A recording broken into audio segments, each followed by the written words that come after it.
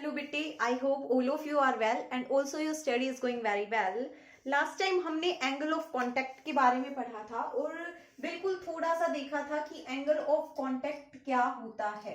अब हम उसी को एक बार फर्दर कंप्लीट डिटेल में देखेंगे कि what is angle of contact. तो कल हमने कितना देखा था? हमने ये देखा था कि अगर आपके पास कोई भी लिक्विड ड्रॉप है और वो इस तरह से किसी सरफेस के ऊपर गिर रही है और ये जो सरफेस है इसके साथ ये एक तो इस तरह से गिर सकती है कि सरफेस के साथ फैल जाए, हालांकि इसको बिल्कुल एज इट इज ही रहना चाहिए था, बट ये एज इट इज ना रहते हुए क्या हुई, ये फैल गई।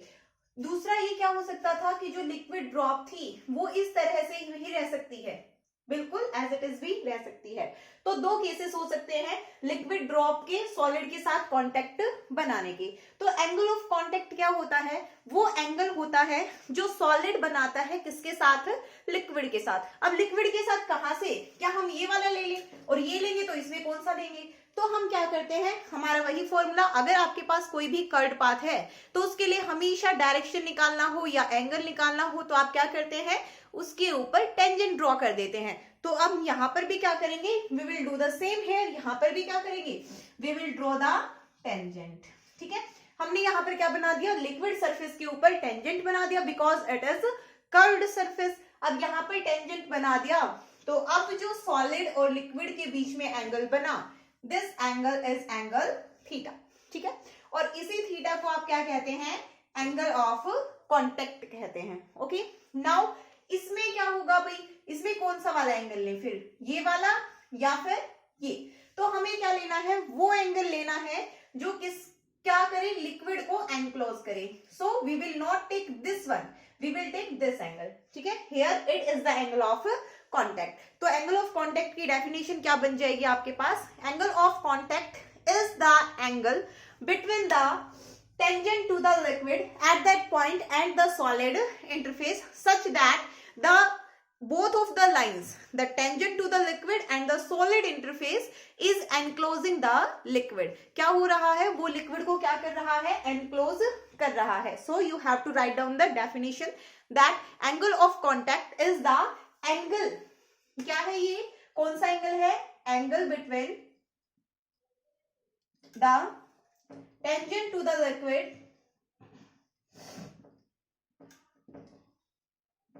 and the solid interface,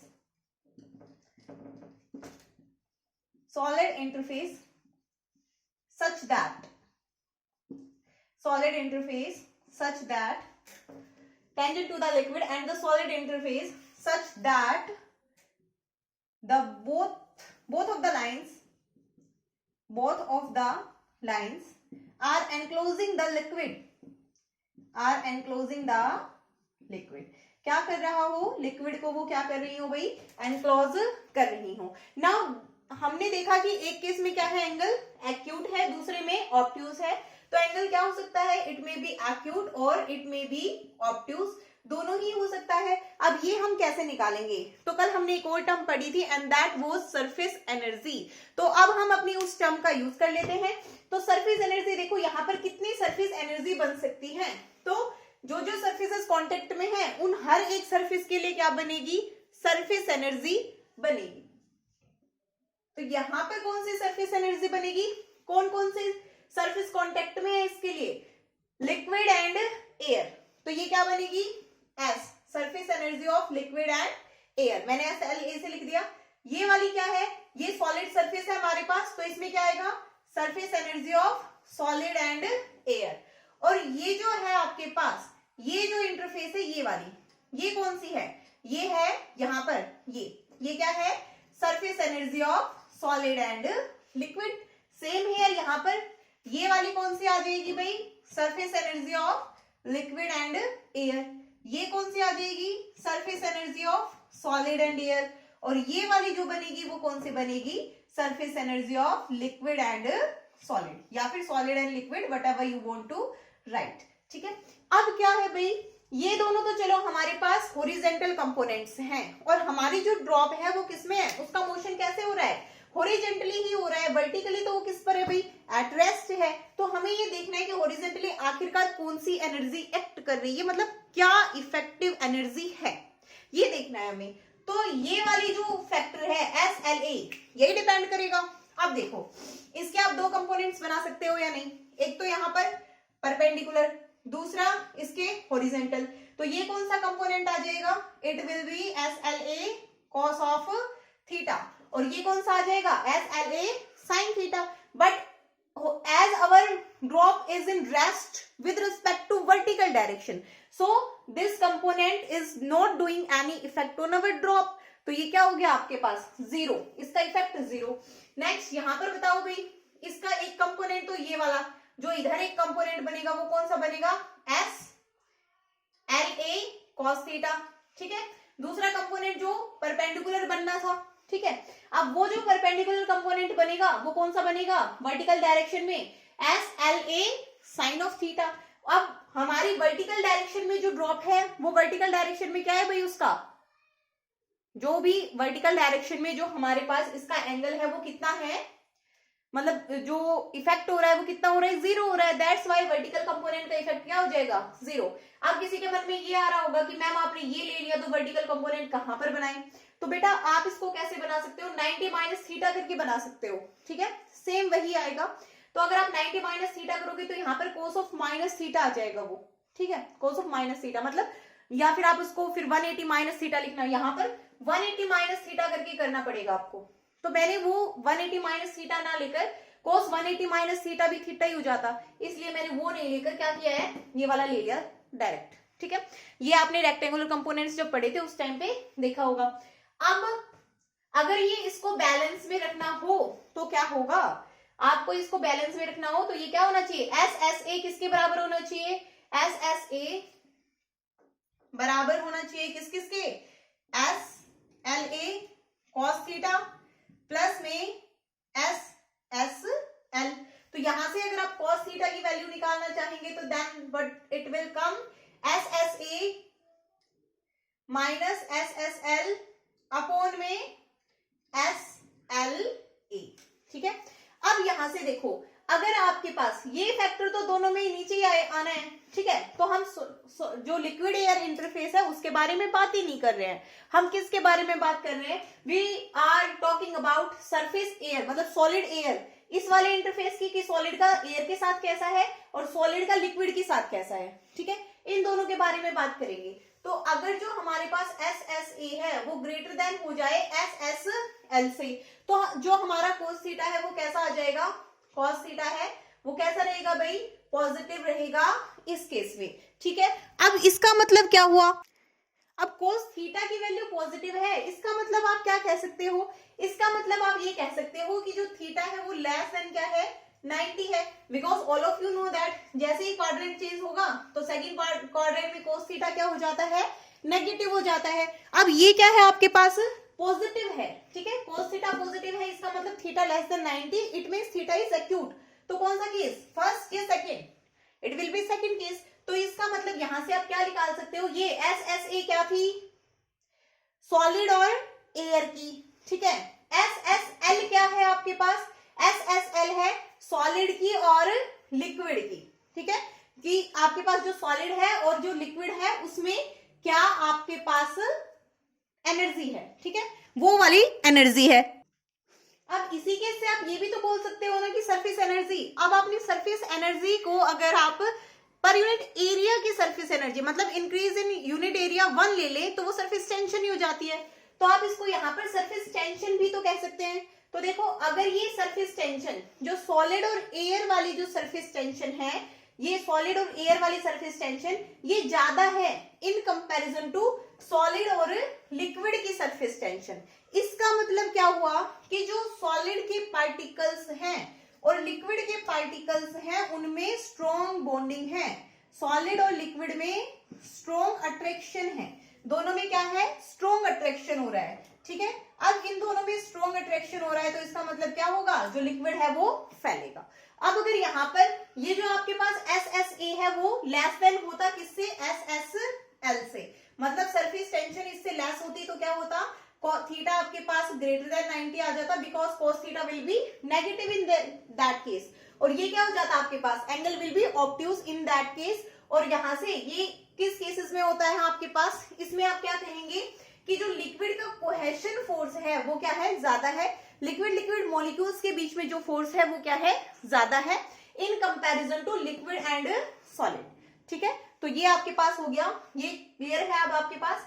next जो हम पढ़ेंगे वो क्या पढ़ेंगे, कन्वेक्स सरफेस और कनकेव सरफेस के बारे में देख लेते हैं, या फिर हम कहते हैं उसको एक्सेस प्रेशर। किसी भी चीज पर एक्सेस प्रेशर कितना लगेगा। ठीक है, तो एक्सेस प्रेशर क्या होता है, किसी भी लिक्विड पर excess pressure on any liquid. तो क्या होगा भाई excess pressure on any liquid, आपने कई बार देखा होगा कि कोई लिक्विड आपको किनारों की साइड से उठा हुआ महसूस होता है और कोई किनारों की तरफ से दबा हुआ महसूस होता है।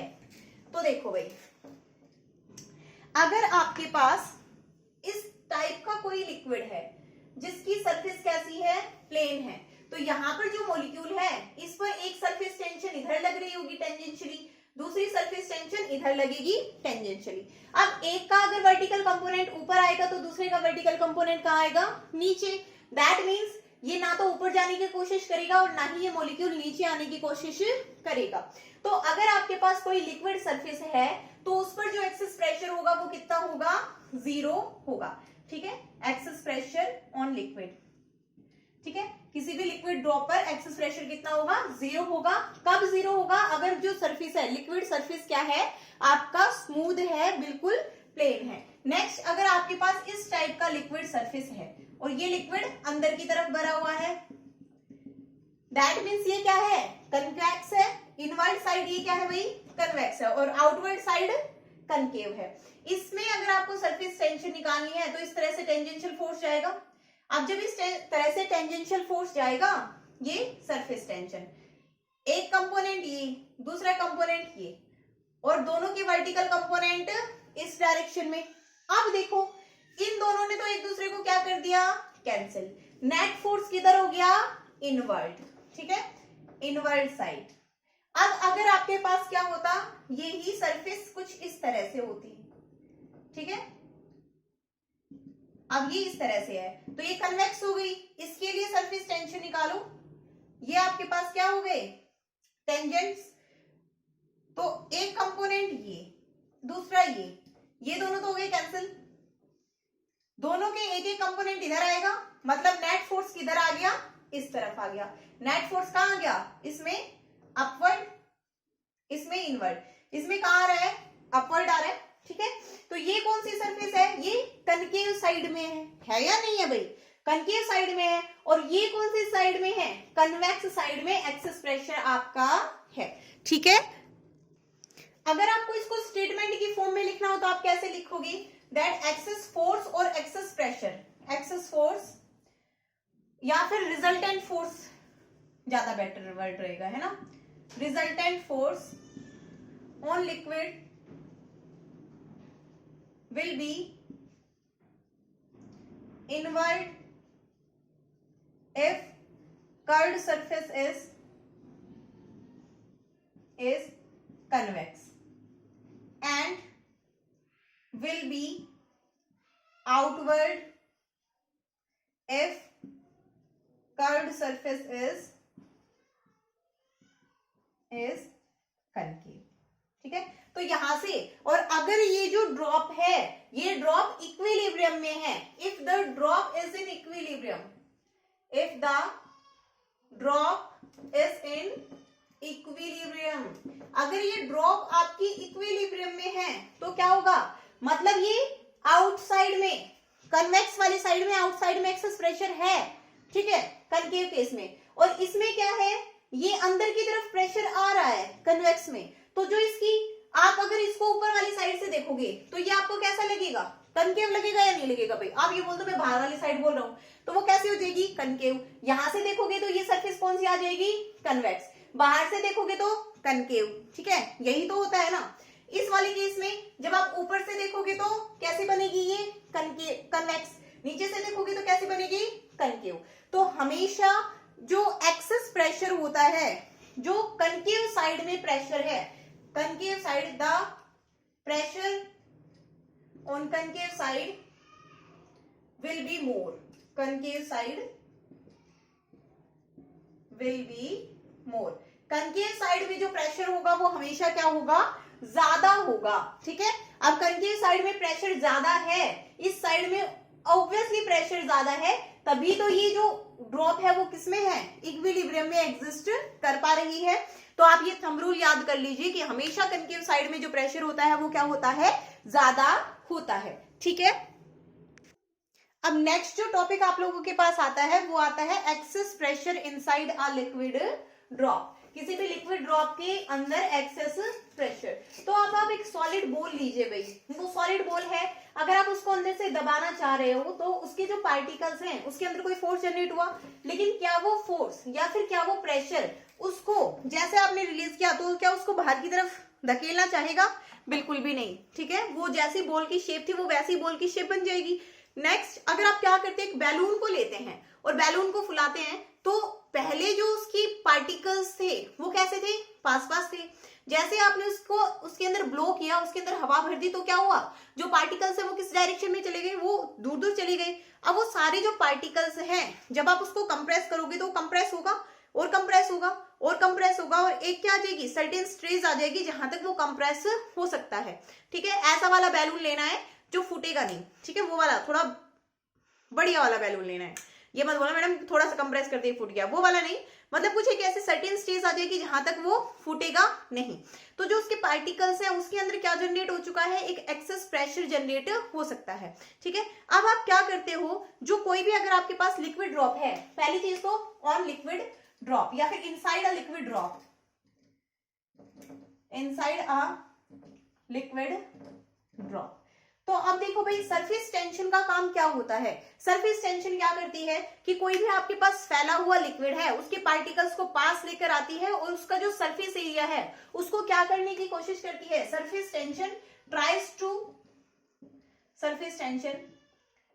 टू डिक्रीज द या मिनिमाइज द सरफेस एरिया, वो मिनिमाइज करने की कोशिश करती है सरफेस एरिया को।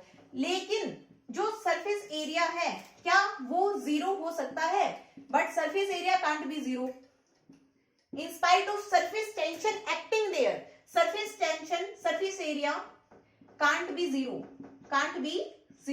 फिर भी वो क्या नहीं होता, जीरो नहीं होता, and the size can't be reduced to zero, can't be reduced to zero, और ना ही आप साइज को क्या कर सकते हो, जीरो तक रिड्यूस कर सकते हो। hence there must acting a internal force, hence there must be an internal pressure inside the drop. क्या होगा भाई, इसका मतलब क्या है कि जो ड्रॉप है उसके अंदर कोई इंटरनल प्रेशर है, ठीक है। अब हम मान लेते हैं, let us consider P note क्या है हमारे पास, एटमॉस्फेरिक प्रेशर, ठीक है। पी नोट क्या है, एटमॉस्फेरिक प्रेशर। पी आई क्या है, इंटरनल प्रेशर, ठीक है, इंटरनल प्रेशर। तो जो एटमॉस्फेरिक प्रेशर की वजह से वो जो ड्रॉप है उसका साइज जीरो नहीं हो रहा है, इट मीन्स उसके पास पी नोट के कंपैरिजन में कुछ एक्सेस प्रेशर है, तो मैं उसको मान लेती हूँ स्मॉल पी, ठीक है, ये स्मॉल पी है। तो अब ये जो प्रेशर है ये आपके पास क्या आ गया, या फिर मैं इसको पी मान लूं, तो ये क्या आ गया आपके पास, P I minus P naught, ठीक है, P I minus P naught. अब देखो, अगर अंदर वाला फोर्स ज्यादा है और बाहर वाला फोर्स कम है, और अगर आप फोर्स लगा रहे हो किसी भी चीज पर, तो इसका मतलब अंदर वाला फोर्स क्या करेगा, बाहर वाले की शेप को क्या कर देगा, इंक्रीज कर देगा, शेप साइज को क्या कर देगा, इंक्रीज कर देगा। तो सेम केस क्या होता है, यहां पर भी होता है, ठीक है। अब सेम केस यहां पर भी होता है, तो लेट अस कंसीडर ये हमारे पास क्या थी, लिक्विड ड्रॉप थी, अंदर वाले प्रेशर ने प्रेशर लगाया और क्या कर दिया है, लेट अस से डेल्टा आर से इसके रेडियस को इंक्रीज कर दिया, ठीक है। इसका रेडियस कितना था, आर था एक्चुअल रेडियस, और इसके रेडियस को क्या कर दिया, इंक्रीज कर दिया। ये पूरी बॉल फिल है विद लिक्विड, ये पूरी लिक्विड ड्रॉप लिक्विड से फिल है। यहाँ पर सिर्फ एक ही इंटरफेस है, एक तो एयर है, बाहर इसके एयर है और अंदर क्या है, लिक्विड है, ठीक है। अब जो अंदर वाले प्रेशर ने काम किया, इसकी साइज को इतना बढ़ाने के लिए प्रेशर ने कुछ ना कुछ काम किया होगा भाई, क्या काम किया है अब वो, तो वो काम कैसे आएगा, फोर्स इनटू डिस्प्लेसमेंट, ठीक है, फोर्स इनटू डिस्प्लेसमेंट करके वो काम आएगा।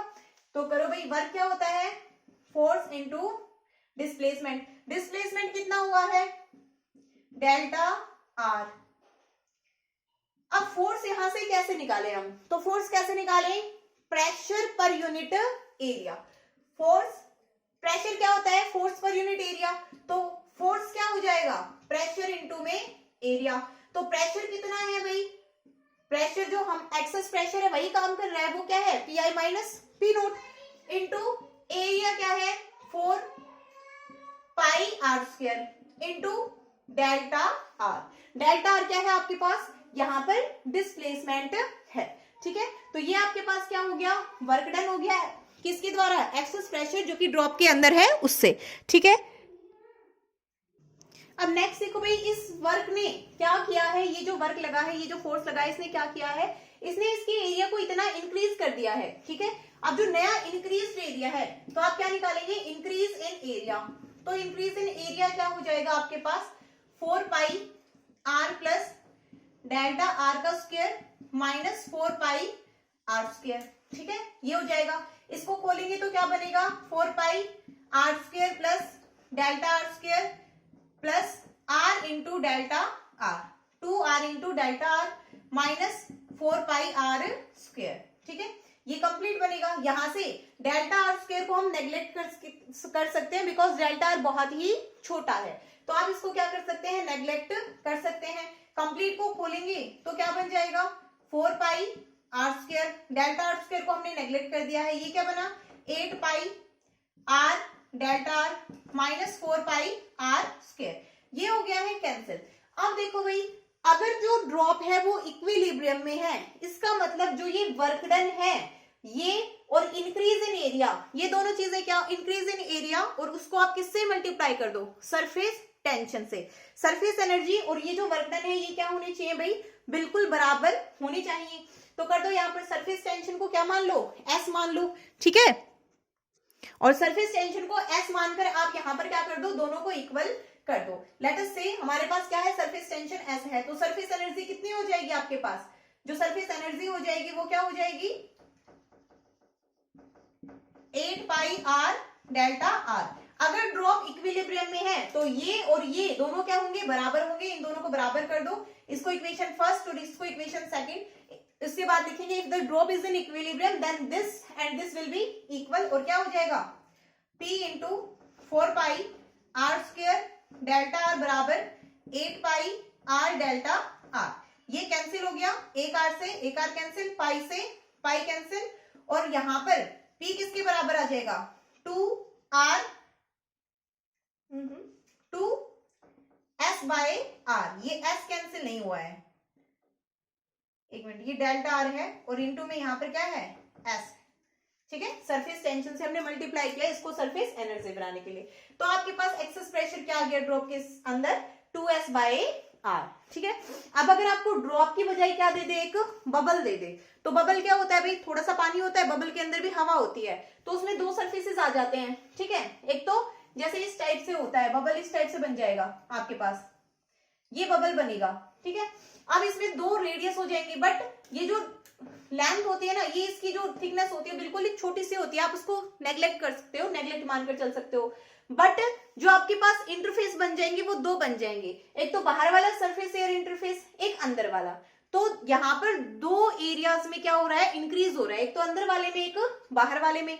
तो उस टाइम पे आप कंप्लीट डेरिवेशन दोबारा से निकाल सकते हो, मतलब एक सरफेस के लिए इतना आ जाएगा, फिर इतना ही किसके लिए आएगा, अंदर वाले सरफेस के लिए। तो टोटल एक्सेस प्रेशर कितना आ जाएगा, 4S बाय आर, ठीक है। तो ये हो गया आपके पास excess pressure inside a liquid drop, okay. Next आपके पास आता है कि एक चीज रह गई कि एंगल ऑफ कांटेक्ट। अगर आपके पास कोई सॉलिड लिक्विड है और इस तरह से है, देखो अब आपको ये बताना है कि यहां पर आपके पास ये एक लिक्विड है, ठीक है, और ये लिक्विड क्या है, ये है वाटर, ठीक है, ये वाटर है, और इसमें आपने क्या डाला, एक सॉलिड डाला है। तो यहां पर जो एंगल ऑफ, ये कोई भी सॉलिड सब्सटेंस डाला है, तो यहां पर जो एंगल ऑफ कांटेक्ट बनेगा उसकी शेप कैसी बनेगी, tell the shape of angle of contact, किस तरह से बनेगा। Shape of angle of contact बताना है। फर्स्ट क्वेश्चन है जब यहां पर क्या हो, वाटर हो, और सेकंड है जब यहां पर मरकरी हो। तो दोनों ही केसेस में आपको क्या बताना है, एंगल ऑफ कांटेक्ट बताना है किस तरह से बनेगा। नेक्स्ट हमारा इससे एक लास्ट टॉपिक रह जाता है कैपिलरिटी, एंड वो हम करेंगे कल की क्लास में, ठीक है। एक और चीज देखो भाई, ये तो आप लोगों के लिए क्वेश्चन हो गया। अब एक चीज है कि जो आपका एंगल ऑफ कांटेक्ट है वो किस किस चीज पर डिपेंड करता है।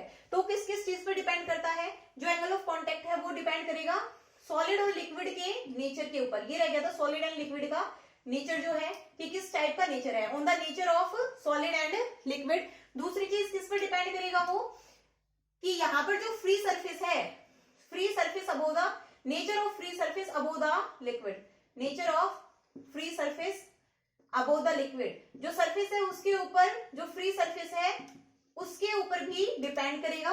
तीसरा, अगर कोई आपके पास एक फिक्स सॉलिड है और लिक्विड है, वही जो सॉलिड लिक्विड है उसका जो सेट है वो सेम है, तो वो उसके लिए आपका जो एंगल ऑफ कांटेक्ट क्या रहेगा, सेम रहेगा। अगर आपने कोई भी कंपोनेंट चेंज कर दिया तो उसके लिए वो चेंज हो जाएगा।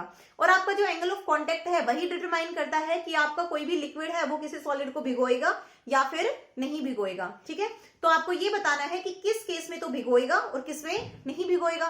तो चलो आंसर बता देते हैं, या फिर तुम बताना, ठीक है, कि एंगल ऑफ कांटेक्ट, अगर कोई solid, if a solid is waiting, if a liquid is waiting any solid, तो उस केस में जो एंगल ऑफ कांटेक्ट है वो कितना बनेगा, ठीक है।